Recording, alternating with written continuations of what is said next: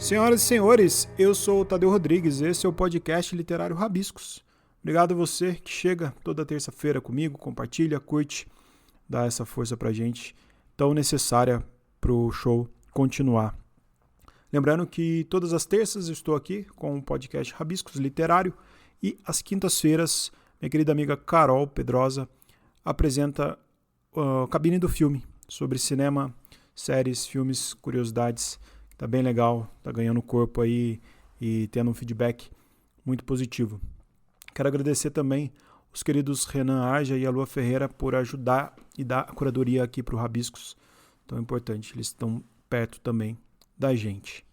Bom, papo de hoje, literatura LGBTQIA+. A gente vai falar com o Alexandre Rabelo, que é curador e organizador do Prêmio Mix Literário, que é um segmento literário do Festival Mix Brasil. Ele vem falar sobre a terceira edição do prêmio e também falar sobre o prêmio Caio Fernando Abreu, com a publicação de uma obra inédita.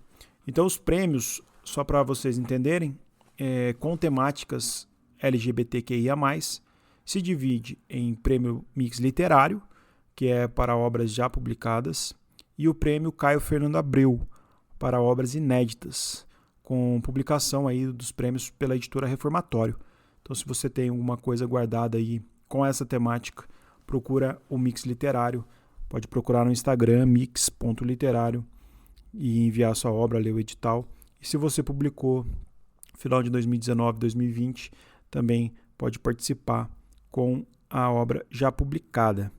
O papo foi muito legal. O Ale é um querido, ele ensina muito com a sua visão lúcida e coerente, fala sobre a dissidência dos corpos, o espaço literário e principalmente a ruptura com a temática LGBTQIA+, num lugar comum de cenário que coloca o personagem como vítima, que coloca o personagem em tom pejorativo, infame.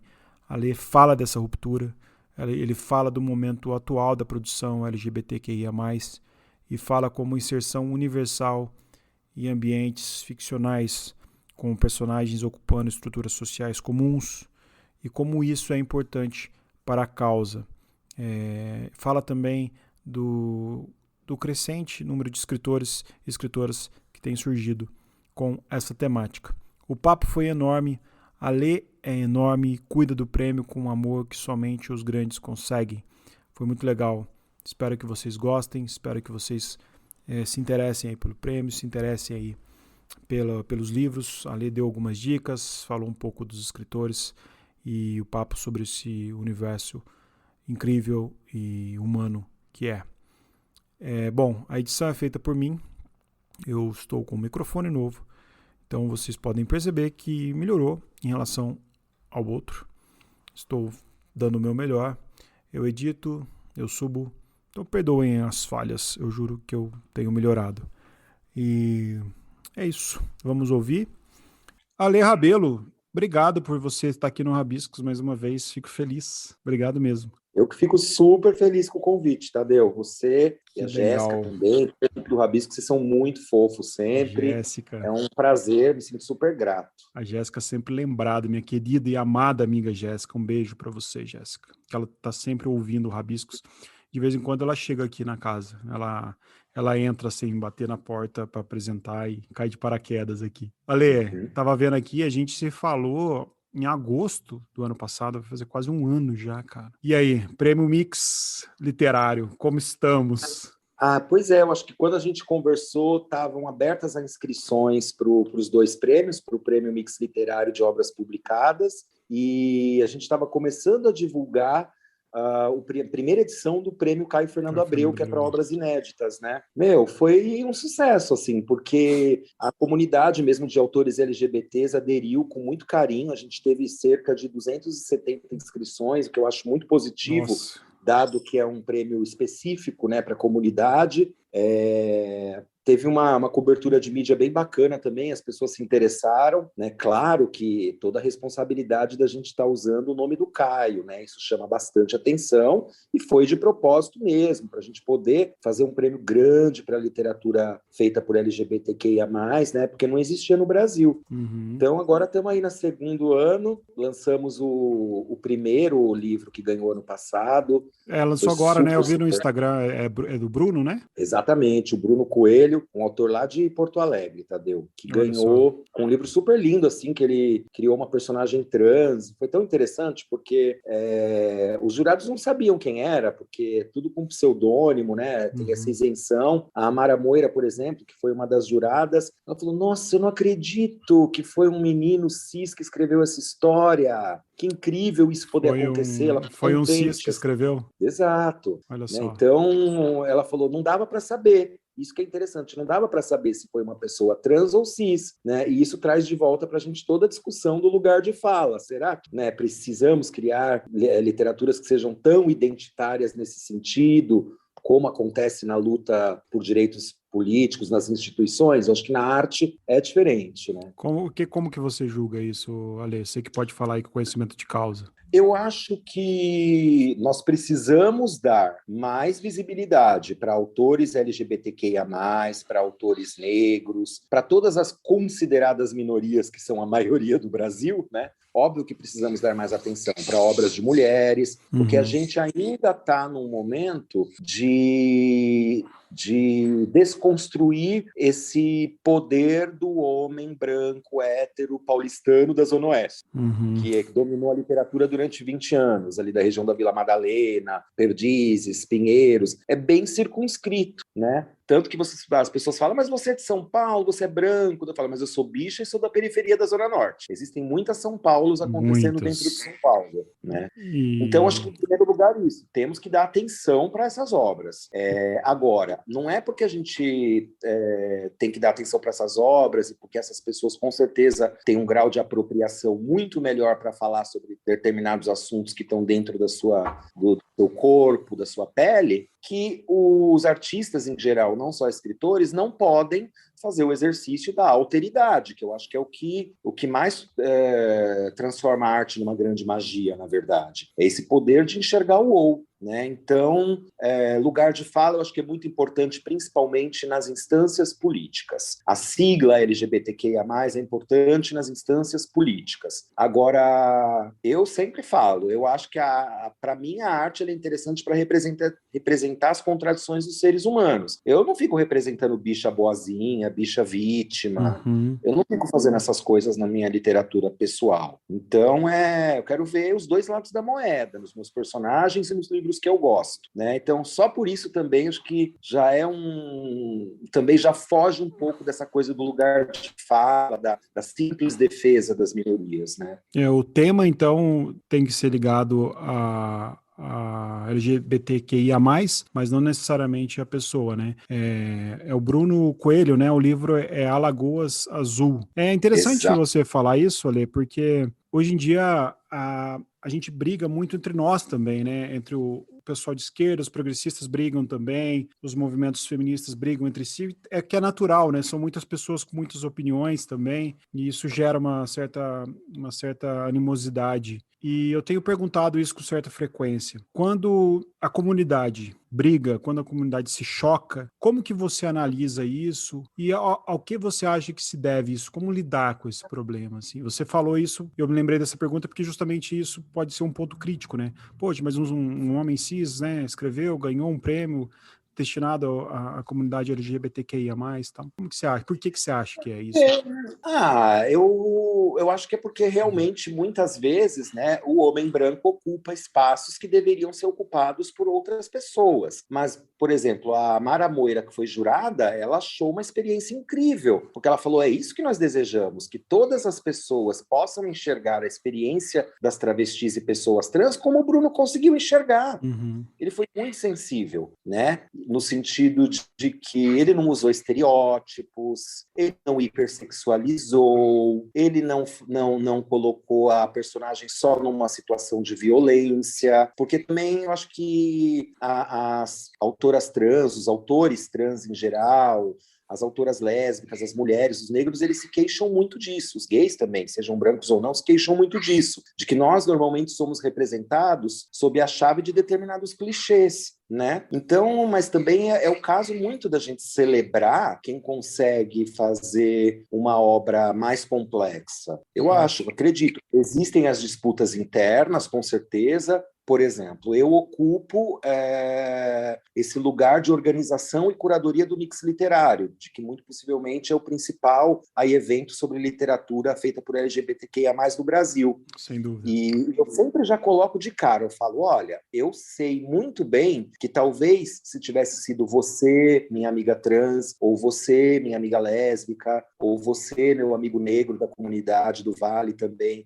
que tivesse pedido esse espaço, talvez não teria sido tão fácil quanto eu, porque eu sei que os homens gays, apesar de ainda terem que lutar para romper as bolhas, nós conseguimos romper as bolhas um pouquinho mais fácil, por sermos homens cis, quando somos cis, e quando é branco fica mais fácil ainda. Então eu já admito esse meu privilégio, exatamente para abrir, olha, esse é um espaço nosso, né? Eu consegui escancarar essa porta para que nós todos possamos usar. E aí eu normalmente não tenho problemas, mas eu entendo quando autoras trans ou quando autoras lésbicas ou bissexuais têm uma dificuldade para se relacionar com homens gays. Super entendo, não só na literatura como na vida, porque realmente existe muita misoginia, machismo no mundo gay, né? Então tem que olhar para essas duas coisas, para esses dois lados, né? É curioso, com certeza. Curioso você falar isso. Me remeteu um acontecimento com a Jéssica, a gente falou dela aqui, a Jéssica Balbino, que apresentou aqui comigo o Rabiscos por 2 anos. Eu lembro quando estava tendo o Big Brother, eu já até falei no Rabiscos aqui, quando estava tendo o Big Brother, eu acho do ano passado, que era do Babu, e que o Babu teria sofrido um ataque racista. E eu lembro que eu estava conversando com a Jéssica e ela se envolveu numa polêmica no Twitter, que ela pegou e levantou a bola no seguinte: a comunidade negra estava falando a respeito, e a Jéssica pegou e levantou a bola falando assim, mas eu acho também que se ele fosse um negro magro, talvez ele fosse mais aceito.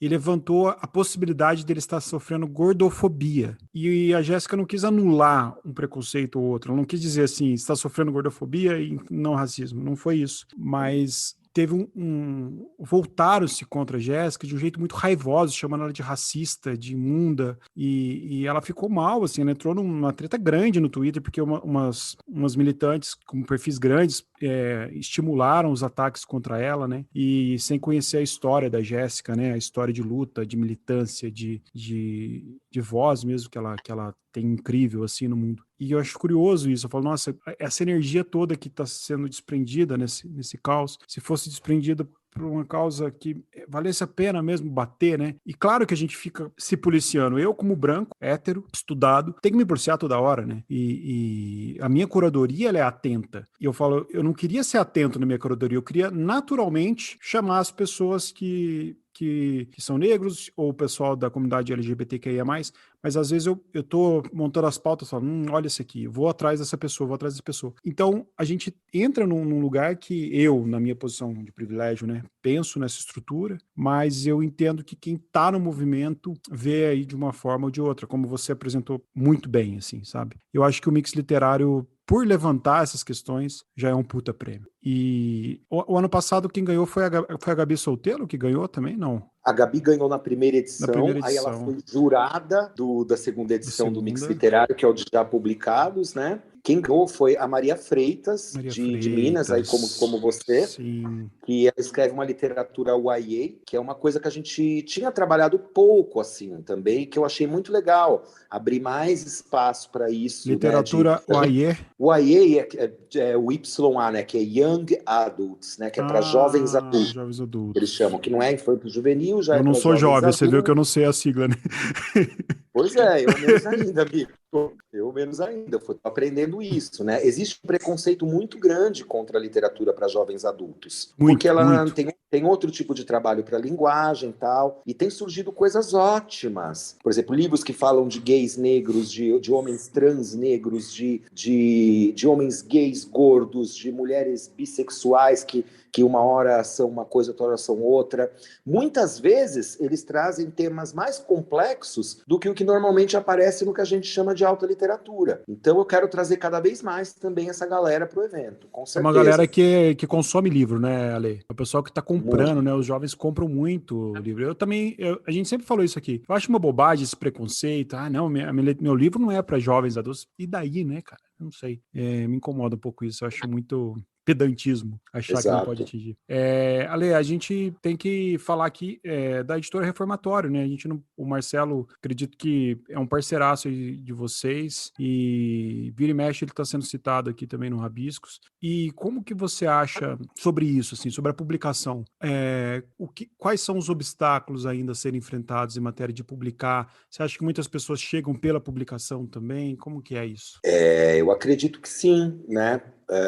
Por exemplo, mesmo, sei lá, amigos muito próximos nossos, às vezes não tem porta aberta, mesmo nessas editoras de amigos que a gente admira, né? O Marcelo, ele publica pouquíssimos livros por ano, né? Então, Uhum. a curadoria, enfim, o olhar editorial dele é super, super exigente. Então, eu acho, tenho uma enorme gratidão pelo Marcelo, por ele ter feito um convite para mim, para a gente poder fazer alguma coisa juntos. E aí eu tive essa ideia do prêmio, do Caio Fernando Abreu, e ainda ter a liberdade de poder criar um júri que eu acho interessante, sabe? Normalmente, esse ano vai se repetir, óbvio que eu não posso falar quem vai ser, mas vai se repetir o esquema de ser uma mulher lésbica, uma mulher lésbica, um autor gay e uma autora trans, e o Marcelo acolher totalmente, deixar, tá na mão de vocês, o livro que vocês me entregarem aqui, a gente vai fazer com o maior carinho e afeto. Olha Né? só. Então, ele tem essa abertura. E nós, o Prêmio Caio Fernando Abreu também não é o único tipo de produção feita por LGBTQIA+, na Reformatório. Ele tem muitos outros autores lá, né, que também fazem parte da casa, e eu acho que todas as editoras estão abrindo cada vez mais, né. Sei lá, eu sempre brinco com o Eduardo também da Patuá, eu falo, Eduardo, você tem noção de que você é o maior editor de LGBTQIA+, do Brasil? Porque o Eduardo, ele publica 200 por ano, então tem muitos LGBTQIA+, né. Agora o Eduardo, Urtal também, o Thiago e a Débora, eles fizeram uma coleção específica, tem 16 volumes só esse ano de LGBTQIA+, né? As casas grandes todas agora estão no mesmo esquema. Sempre, né, surge primeiro nas independentes prestigiadas e aí as casas grandes vão puxando, né? Um pouco por aí. Você me falou em off, tá fazendo um gancho aqui, que aumentou muito a temática na literatura da LGBTQIA+, que eu acho que você falou que nunca teve tanto, assim. Como que você avalia isso? O que você acha que se deve isso? Eu acho que pela nossa luta. Eu acho que finalmente, de tanto a gente lutar, as pessoas realmente estão entendendo o quanto é importante, né? Se já está na Globo, vamos correr, gente. Tem que estar mais ainda no meio literário, né? Uhum.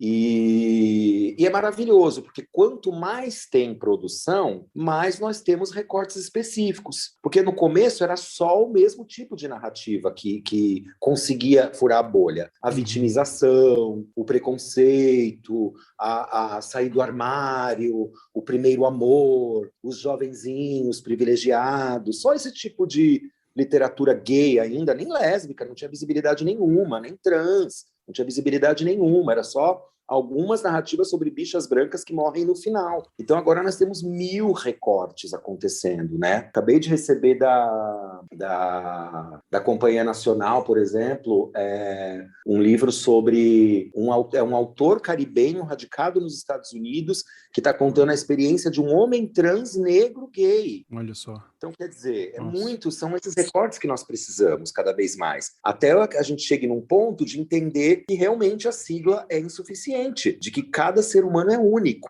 Né? Eu acho que esse é o objetivo de uma arte feita por LGBTQIA+, também. Cada um é único, cada um é o seu próprio recorte. Né? Então, eu vejo com muito bons olhos o aumento dessa produção. Eu acho isso fantástico e a gente vê essas pessoas preconceituosas, alimentadas por um governo fascista, genocida que a gente tem, que trabalha com deboche sempre, as pessoas debochando da sigla, né? Nossa, tem tanta letra que eu nem sei o que é mais. Tratando tudo como se fosse banal, né? Como se fosse mimimi, frescura. E do alto da sua heterossexualidade, né? Da sua família, classe média e tal. O que eu acho positivo, Ale, além de tudo isso que a gente tá falando, mas é quantas pessoas passam a produzir depois que isso gera, né?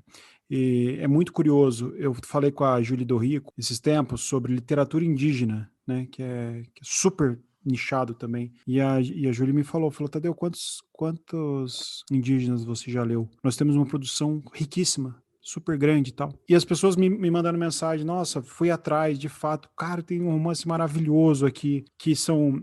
Uma pessoa até me falou, a gente pensa em índios sempre vivendo aquele nicho de selva, de caçar, de alimentação, mas eles também têm saudade, sentimentos, sentem fome, querem fazer as coisas, querem se divertir, querem paquerar, querem namorar, querem, enfim, tem uma série de vida acontecendo, né? E quando eu vejo a gente discutir esses temas, escritores aí falando, se desbravando, aceitando falar, aceitando escrever, eu acho que é muito positivo, né, Ali? É muito rico isso. E eu queria falar um pouco para você sobre números, assim. A gente falou que teve esse aumento, mas vamos aos números. Como que foi de números, assim, do começo até hoje? O que te surpreende? O que você ouve e fala, uau? Uhum. Ainda não tem essa estatística, mas assim, eu posso falar várias coisas que me surpreendem. O fato, por exemplo, do livro mais vendido no Brasil atualmente ser o livro de um autor brasileiro negro gay, que é o Itamar. Itamar Vieira Júnior, Teve aqui no que Rabiscos, falou com inclusive. a gente no Mix Literário ano passado, né? Existe um apagamento da questão da homossexualidade dele, mas ele não tem problema nenhum em falar, né? Exatamente porque as pessoas querem enxergar tudo dentro de nichos. Ah, então é um autor negro. Ah, então é um autor baiano. Ah, então é um autor gay. E existe uma literatura que é interseccional. Eu gosto é disso, sabe? É isso que me surpreende. Tem agora, por exemplo, o Rodrigo Derru, que ficou 5 anos escrevendo um livro de 2.000 páginas chamado Os Bugres, que acabou de ser lançado pela Urutau. Estou para receber o meu, não vejo a hora. Que é um livro que ele fala sobre várias camadas da periferia do Rio de Janeiro. Tem personagem gay? Tem. Tem personagem lésbica? Tem. Mas tem pelo menos um rol de 50 personagens, e esses são outros. Eu acho muito bonito quando, a partir da nossa digamos, do nosso lugar de exclusão, a gente consegue ter uma empatia para pensar no lugar de exclusão do outro. Eu acho muito bonito quando eu vejo um autor indígena, por exemplo, como, sei lá, o Munduruku, ou um artista plástico como Jaider Esbel, enfim, vários artistas indígenas que eu admiro, eles falarem, olha, o fato da gente estar conseguindo se colocar como artista indígena também faz a gente questionar o machismo que nós introjetamos da colonização com relação a gays e lésbicas. Eu ouvi eles falando isso, é maravilhoso. E eu também, eu me torno mais sensível, né? O livro que eu estou produzindo agora, que vai sair ano que vem para uma casa grande, não vou ainda falar qual é um livro que conta a história do Mário de Andrade, preto, bicha, que é um homem que pensou a cultura indígena também, que eu estou revisando isso no livro, através do Macunaíma. Então, eu acho que todas as minorias vêm juntas. É isso que significa uma arte interseccional para mim, que é o que a gente aprende dentro do movimento das mulheres negras, principalmente, né?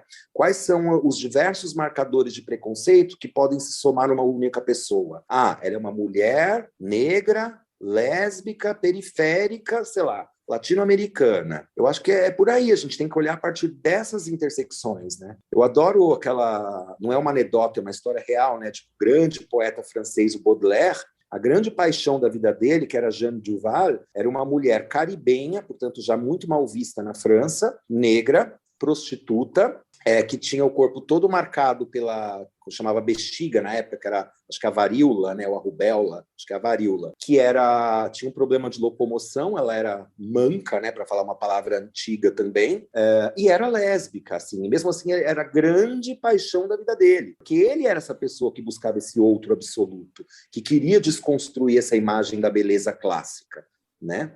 Então é esse exercício de alteridade que me interessa, né? Ver o Itamar criando um livro maravilhoso sobre mulheres negras protagonistas no interior da Bahia, né? ver a gente buscando outras intersecções. Esse purismo não me interessa muito. Esses dias eu conversei com um amigo meu, que é ele se diz sapatão masculino, ele não fala que ele é um homem trans, ele buscou uma intersecção própria, é um sapatão masculino, né? E eu falei assim, mas poxa,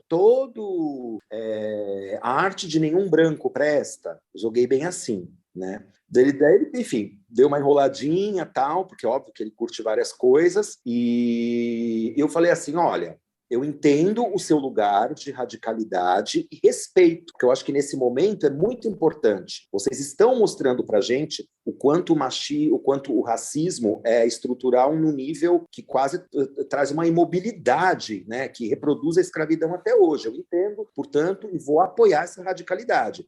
Mas eu também vou fazer você pensar que esse lugar de falar todos são péssimos, todos são não sei o quê, você está assumindo o mesmo lugar de universalismo do homem branco que você quer romper. Interessante, né? Isso. E ele concordou comigo, assim, porque que é um pouco, acho que o que de repente teria salvo a Jéssica, assim, naquela situação, né? Porque não dá totalmente radical assim nesse ponto de, né? Tem pessoas, inclusive, que eu admiro muito no meio literário, autoras negras que falam: eu não quero ter amizade pessoal com brancos, né? Eu entendo essa posição de radicalidade, eu vou apoiar até o fim politicamente, né? Mas num plano da convivência humana, num plano de pensar que o ser humano está sempre em transformação, no plano de pensar que a arte é muito mais complexa do que a política, às vezes eu já tenho uma outra opinião. Então, por isso que eu me interesso por essa arte mais interseccional, que eu aprendo até com as pessoas negras, inclusive, né?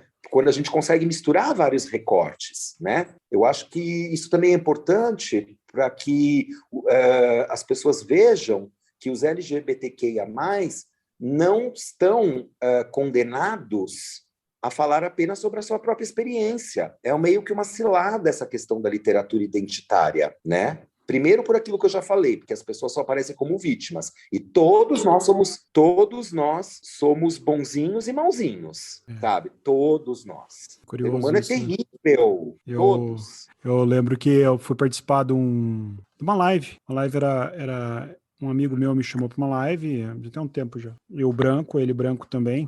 Ele gay branco, eu branco. Hétero. E uma pessoa me atacou também, assim, na direct, até contei pra Jéssica na época. Falou assim, live só com poetas brancos, né? Eu achei curioso aquilo. Eu falei, a primeira sensação, eu falo assim, mas peraí, são duas pessoas numa live, né? Mas aí eu faço essa autoanálise que você fez também. Qual lugar é que tá a radicalidade dela, entendeu? Uma pessoa que não me segue, entrou, se sentiu no direito de me agredir, e ao mesmo tempo eu falo, ok, de fato, para mim é muito menos dolorido ver uma mensagem dessa do que a pessoa passa, o que ela passou a vida inteira, entendeu? E essa empatia que eu devo ter, obrigatoriamente, eu acho que obrigatoriamente, sim, compulsoriamente, é justamente para que o radicalismo converta, no final das contas, em um diálogo, né? A gente não faz isso nunca para agredir ninguém, mas para chegar num diálogo. Eu acho que o que nos toca muito, Tadeu, é que nós estamos numa sociedade que é tão racista que nós esperamos o tempo todo a docilidade da pessoa negra. Né? A docilidade no sentido da servilidade. E assim, eu quero muito respeitar quando as pessoas, mesmo que elas venham com uma radicalidade de pensamento que eu não concordo exatamente naquele ponto, eu quero muito respeitar a raiva com que aquilo é expresso. Isso. Entendeu? Eu acho que esse é o momento. Assim. Concordo com você. Expressa mesmo a sua raiva, porque essa raiva é ancestral e eu tô do teu lado, entendeu? Pode jogar na minha cara, de verdade, né? Essa raiva tem uma história, né? Tem um passado todo nela, né? A gente se choca também, assim. Quando é um homem branco que vem na raiva falando algumas coisas pra gente, fala, puta cara corajoso. Quando é uma pessoa preta, ixi, esse daí Deus me livre, se vem com a raiva. Então a gente tem que olhar pra isso também, né? Mulher, né? Quando a mulher se impõe, nossa, essa mulher é complicada, é complicadíssima. Tava até falando com uma amiga minha esses dias, ela falou, eu acho que eu sou muito complicada. Eu falei, cara, você não é complicada, você se impõe. Você se achar complicada é até um fruto do machismo estrutural mesmo, que você está inserida, né? E ela falou... sempre a louca, a bruxa, a histérica, né? Valê, e falta muito? Falta muito para a literatura LGBTQIA+. Eu acho que o meu sonho é que não exista mais um dia, né? Também é meio leviano eu falar para você que eu quero que exista só literatura, porque também isso é um pouco reproduzir o discurso universalista do homem branco europeu. Tudo é literatura, tudo é literatura. É uma maneira também de apagar as diferenças. É pernicioso esse discurso. Porém, meu sonho, sim, meu sonho é que todo mundo se interesse por igual a todas as diferenças, né? Eu acho que tem muito... Nossa, vai levar séculos, porque a gente pode começar discutindo a estrutura econômica e social. A gente está ainda introjetando, por exemplo, uma coisa do neoliberalismo que torna todo mundo meio cínico e debochado, que nem você já comentou. Isso não é uma coisa só do homem branco. Está todo mundo meio cínico e debochado, sabe? Essa briga de gerações, millennials e geração G, é a cara desse deboche, O desse cringe. cinismo. Entendeu? O afeto é uma coisa de fraqueza, a vulnerabilidade é uma coisa de gente fraca, né? E isso não é um problema só das minorias, é um problema de todo mundo estar sendo vítima disso, eu acho. Né? Então, vai longe ainda. Né? A gente tem que mudar muitas estruturas históricas. Por exemplo, a gente ainda vive muito numa ideia, eu acho, histórica, de que a gente está num progresso, de que a gente tem que levar esse progresso para todo mundo. Só que, assim, já está bem claro de que o progresso, para muitas pessoas, já está bem claro de que esse progresso tecnológico, ele só pode existir se nós conseguirmos coexistir com todas as outras camadas civilizacionais. Porque, veja, um tempo histórico não substitui o outro. Os tempos históricos, o progresso para existir, ele tem que se acumular com vários outros. Então, assim, nós temos pessoas vivendo em lugares do mundo como se vivia na época da Idade da Pedra. E eles são muito importantes para o equilíbrio do mundo, sabe? Então, tem vários modelos civilizacionais que precisam coexistir, né? A gente vive num mundo em que tudo é muito único, tem que ser único, tem que ser extremo, tem que ser binarista, tem que ser universal, tem que ser sim e não, né? Eu acho que existe um triunfo da ignorância mesmo nos tempos da internet. Foi feito um estudo que diz que o QI mundial baixou, nós estamos mais burros hoje em dia do que no século XIX, sabe? Então tem muito ainda para lutar. É um momento de democratização da cultura, dos meios de comunicação e de educação, que eu acho que a gente vem vivendo desde a queda da aristocracia, mas assim, é que nem hoje em dia é muito mais fácil qualquer pessoa publicar um livro, né? Isso faz parte um pouco. É um pouco mais fácil todo mundo estudar. É um pouquinho mais fácil eliminar a fome em determinados governos, em outros não, né? Mas ainda falta muito, é o nosso modelo de civilização, né? Tá? O preconceito, ele é só uma casquinha disso, o preconceito contra LGBTs, né? Porque é um medo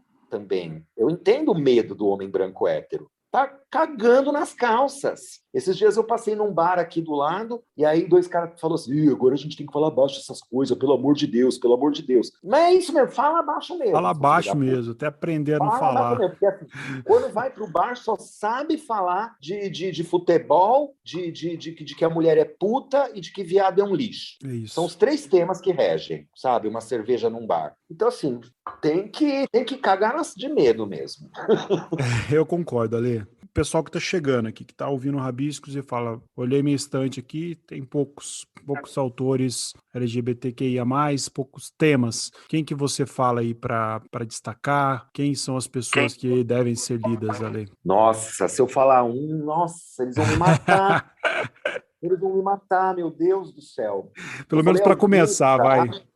Olha, eu recomendo de livros que estão saindo agora. Eu recomendo o livro que foi lançado agora pela editora Quintal, organizado pela Gabriela Soltello, que é uma reunião de 51 autoras lésbicas e bissexuais Quero ler brasileiras, esse. né? Antes que eu me esqueça, né? É bem interessante. Estou esperando chegar o meu também. Acho que a Kate Medeiros também escreveu ele, tá nele também. Eu quero ler esse livro também. Tá na minha lista aqui. Eu recomendo que as pessoas fiquem ligadas não só na produção brasileira, mas lá fora também. Porque eu acho que, inclusive, o autor LGBTQIA+ brasileiro tem muito a aprender com determinados autores. Por exemplo, um Abdel Ataya, que é um autor marroquino radicado na França, que fala como que é a questão do machismo e do patriarcado no mundo árabe, que teve que fugir escorraçado para a França para poder se exilar. Ele tem 2 livros lindos, um que acabou de ser publicado, os 2 pela editora Nós, por exemplo, né? Tem como que é o nome dela? Bernardini, esqueci agora o nome dela, que é uma autora transamericana que ela pensa sobre a questão de como a nossa própria ideia de eu ela é esfacelada se você começar a pensar o que é uma identidade trans, que ela se pensava como várias, ela se pensava como outras. Isso, olha o refinamento de linguagem, é quase um James Joyce trabalhando. Demais isso. Eu acho que a gente tem que ficar atento a essas obras que não são tão identitárias, Tá. e que trazem outros recortes, eu acho, entendeu? A gente não pode achar que é um livro só para um público muito específico, porque está falando de um negro gay, ou então de uma, sei lá, de uma lésbica gorda. Ou eu acho que pensar as minorias juntas, nesse momento, é um grande ganho para todos nós. É um exercício de alteridade para todos nós, para todos os leitores, para todo mundo, né? Parar de buscar obras. Vamos falar do que as pessoas não devem ler. Acho que isso pode ser interessante. As pessoas elas podem buscar obras que fujam do tema clássico da bicha morrer no final, da vitimização. Por que a gente só gosta de quando a gente sente dó da bicha? Isso diz muito. E a gente quer preservar. A gente não, porque eu sou bicha, mas tipo, o mundo cis heteronormativo, ele gosta desse tipo de narrativa porque, no fundo, ele quer pensar assim, isso preserva o meu lugar de superioridade. Coitadinha Isso. dessa pessoa. Que dó, que pena, vou ajudar. Você não vai ajudar, você vai ficar quietinho. Eu que vou te ajudar você a entender umas coisinhas, né? Então, é um pouco por aí, assim. Ótimo. Mas tem tudo. Tem na poesia, tem no conto. Tem que seguir as redes do Mix Literário, @mix.literário. Todo dia a gente está dando dicas lá, né? Por exemplo, hoje eu postei o livro do Leonardo Tonos, né? Que é um grande, né, cavaleiro aí das artes, que leva a arte brasileira para o mundo todo, A França né? e tal, o cara... Exatamente, que fala sobre a sua homossexualidade, mas fala principalmente sobre questões políticas. Será que poemas políticos de um autor gay não podem ensinar outras coisas também? Não necessariamente ele está falando sobre ser gay. Então, esse livro talvez seja mais universal para todo mundo. É verdade. Ale, e quem está ouvindo quer participar aí, como é que tá isso? Como é que estão as datas? Participar do prêmio? Hoje Olha, a gente está gravando dia 19, só um parênteses, a gente está gravando na segunda, dia 19, vai ao ar amanhã, dia 20, o programa. Fiz questão de fazer justamente para a gente tentar aí divulgar um pouco também, né? Que eu acho que faz parte também, para não ficar fora de time. Obrigado pela urgência, muito obrigado, Tadeu. Ano passado gerou uma certa confusão, porque nós fazemos 2 prêmios, um que tem o mesmo nome do evento, que é o Prêmio Mix Literário de Obras já publicadas, e o outro que é o Caio Fernando Abreu, que eu já expliquei aqui. E as inscrições estavam meio que rolando simultaneamente. Esse ano, para não gerar confusão, está sendo assim. As inscrições do prêmio Caio Fernando Abreu, para quem tem um livrinho lá na gaveta, no Word, na pastinha e quiser publicar, já está aberta e vai até o dia 31 de agosto. No dia 1º de setembro, a gente vai deixar aberto durante um mês a inscrição para aqueles que querem concorrer ao troféu do Prêmio Mix Literário, para quem já publicou. E daí vai ficar o mês de setembro. Então, corre aí para mandar a tua obra, teu original, e já vai conversando aí com o teu editor também, que você vai mandar o teu livro já publicado em setembro. Perfeito. Ale, obrigado. Sempre aprendo com você tanto. E você já é de casa, né? Há um ano a gente já estava falando sobre isso, sobre o Prêmio Mix e todas as suas adjacências. Obrigado pelo carinho que você tem aqui com o Rabiscos. Parabéns, cara. Parabéns pelo trabalho. Eu aprendo muito e eu gosto muito de te ouvir falar. Você é uma pessoa muito lúcida, você consegue colocar a gente dentro dos lugares que merecem atenção. E obrigado, o Rabiscos está sempre de portas abertas aí para você. Eu que agradeço demais, Tadeu. Você é muito amigo mesmo, muito carinhoso. Se todos os caras brancos héteros fossem assim, mais parecidos com você, olha, já Eita, o estaria um chão grande ainda. passo dado, viu? Muito obrigado, amigo. Obrigado, viu, Ale? Tamo junto, conte comigo. E o pessoal de casa quiser mandar sugestões, dicas e livros, podcast Rabiscos no Instagram, e-mail podcastrabiscos@gmail.com e no Twitter, Rabiscos Podcasts. Eu tenho pedido só para o pessoal um pouquinho de paciência com os livros, tem chegado muitos livros toda semana, eu estou com 2 pessoas me ajudando na curadoria, então, assim, sempre que der eu respondo, às vezes eu demoro um pouquinho mais, mas eu sei que tem uma turma boa que acompanha. Obrigado a todos, bom dia, boa tarde e boa noite.